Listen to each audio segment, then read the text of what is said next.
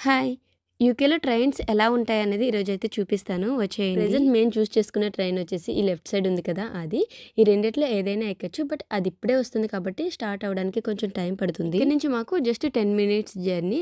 So reservation కాదు కాబట్టి మనం ఏ కోచ్‌లో అయినా కూడా ఎక్కేయచ్చు. యూజువల్లీ మేమైతే స్టార్టింగ్ కోచే ప్రిఫర్ చేస్తాం. బికాస్ మా స్టాప్‌లో అది కరెక్ట్‌గా గేట్ దగ్గరికి అయితే వస్తుంది ఆ కోచ్. అందువల్లనే బయట చైత్ర అయితే బటన్ ప్రెస్ చేసింది కదా. సో అది ప్రెస్ చేస్తే మనకైతే ఇలా డోర్స్ అయితే ఓపెన్ అవుతాయి. నాకు ఇక్కడ ట్రాన్స్‌పోర్ట్స్‌లో బాగా నచ్చేది ఏంటంటే ఇవి చాలా స్పేసియస్‌గా ఉంటాయి. మన స్ట్రాలర్స్, సైకిల్స్ ఇవన్నీ కూడా అలౌ చేసేస్తారు.